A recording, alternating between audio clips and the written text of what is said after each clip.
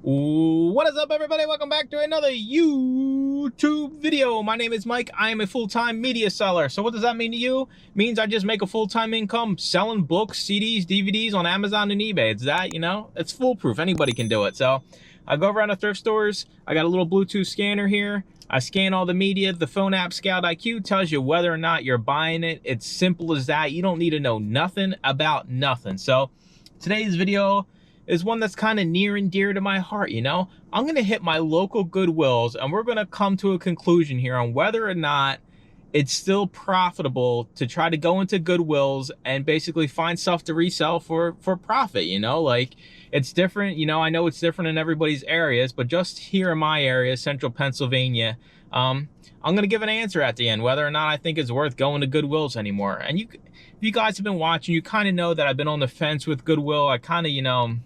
I don't like their pricing strategies and just their overall business motto and the webs, and it's a bunch of nonsense in the company. So anyways, I have been doing decent there lately. I did a video a while back, a new one that opened up. I did real good, but that could just be a one-off kind of thing here. So we got 3 Goodwills today. My closest Goodwills, we're in Camp Hill, Pennsylvania. Right outside this Goodwill usually has a bookcase in the back, 2 full bookcases, and it's hit or miss, and past 10 times it's probably been missed, but I figured we'll hit them all today. We'll be able to get kind of a flat line, adjustment to see where we're at, if it was worth our time, if it's worth anybody's time, honestly. And I'll look at some other things too. Maybe I'll take some pictures if I find some crazy price stuff in there, but other than that, we have a weekly Zoom call every Sunday, 11:30 a.m. Eastern. If you join the channel, you can come hang out with us. It's always a good time. We cover a topic every week and we troubleshoot anybody's issues and crazy ideas that we have. So let me shut up.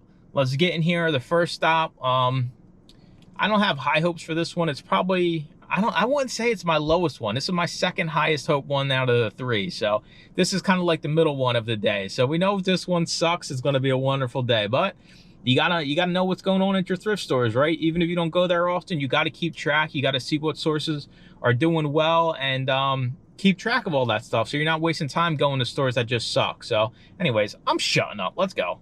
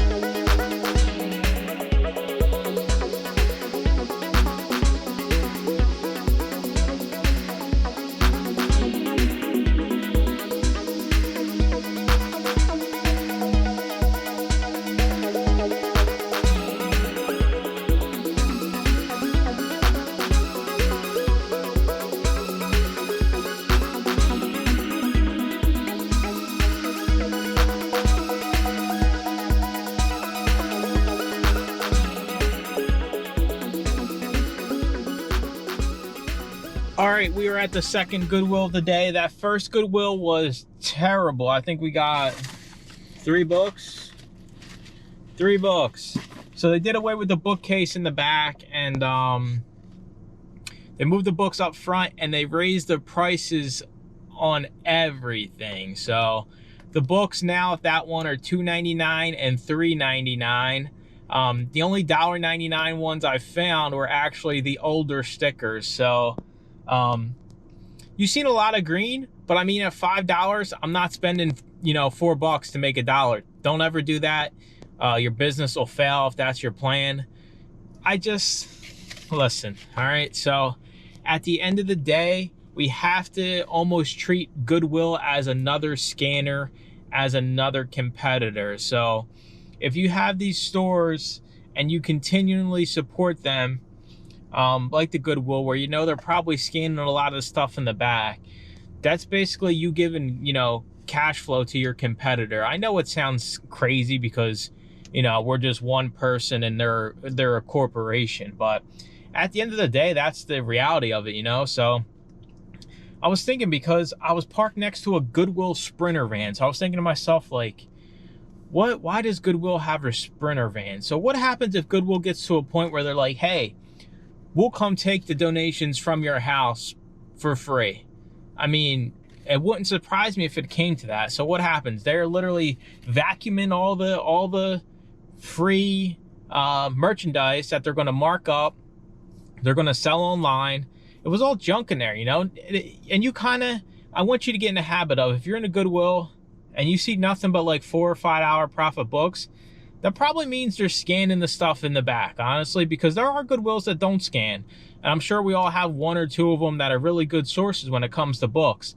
But I've noticed more lately, since I've been getting back into these stores, that you're really not going to find much that's going to make you more than $8 or $9. And it's because they're probably scanning the stuff now. So get in the mindset that you walk in the store, you're basically giving your competitor money to basically, like Mr. Wonderful says on Shark Tank, squash you like the little bug you are. So anyways, let me shut up here. We only got 3 out of there, but I mean, my expectations were low for today. This is the best of the 3 Goodwills we're going to stop at, but I mean, this one's the same way. You never know what you're going to get. So let's get in here. Let's hopefully find more than 3 measly books.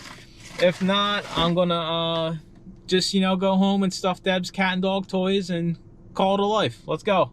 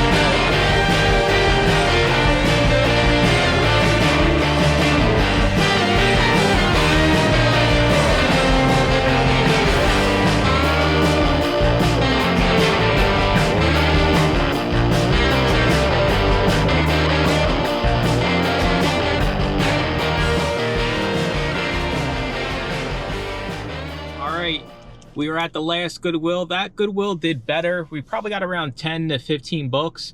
A lot of it was actually decently profit. I got lucky, right? So I always say, be a bottom shelf gremlin, you know? You got to get the bottom shelf. You got to get the bottom shelf. Well, there was a big stack of like Monet coffee table books, and all 3 of them were worth at least 20 bucks a piece. So that kind of made it worth it just for that stop alone.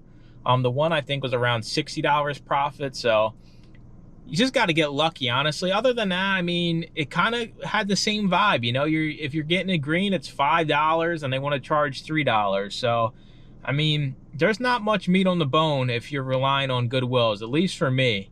And I'm kind of glad that I kind of branched out and got into other different kind of sourcing ideas, just because, you know, if I'd have just relied on these Goodwills, I'd be screwed. So anyways, this is my old honey hole.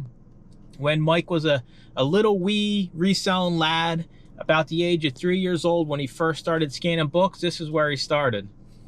Not really, but this is like my first big thrift store when I first got into reselling on eBay and everything. Used to be great. Now it sucks. I have 0 expectations. I'm expecting 0 books. So if we get 1, I mean, it'll be better than what I thought we were going to get. So let's get in here. It's about to pour rain. It looks like a few clouds, thunderstorms. So hopefully we don't get soaked. Let's go.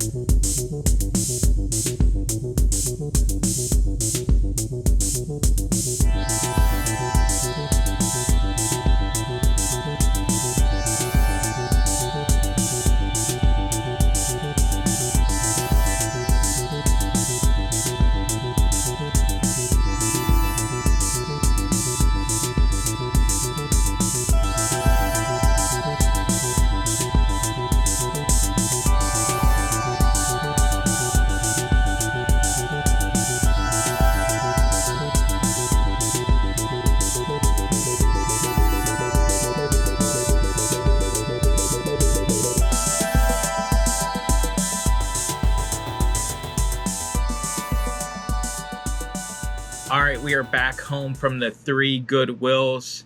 I got 1 book from that last Goodwill. That place sucks, honestly. So overall, my thought process here behind Goodwills, at least in my area, is it worth it to continue to source at Goodwill? My honest opinion is no. In central Pennsylvania, they just suck. There's nothing worth anything out there. Overall, we made $250 in profit from 3 stores. We spent $45, but believe it or not, the only reason we made that much is we got lucky. So they just put out these big coffee table books. I'm going to show you here in a second. And there was a stack of 4 of them. And without those books, we would have made around $100. We actually would have made under $100 after the cost. So these 4 books, they just put them out in the stack. It's the only reason this trip even was salvageable. So Goodwill sucks for me. It's just the way it is. Their prices suck. The quality sucks. I don't know how else to put it. I know some of you out there have good wills. I have bad wills. So if you have a Goodwill that's good, appreciate it, you know, because it's tough out there in the Goodwood world. I can't even. Goodwill world. So let me show you guys the best 4 we got.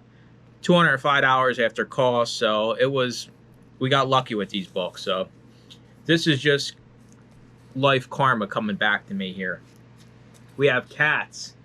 It's literally just a book with photographs of cats. What a page to open up to. $22 profit for this. So that was one of the big coffee table books, as they call them. Next up, we have Monet and Modern Beauty.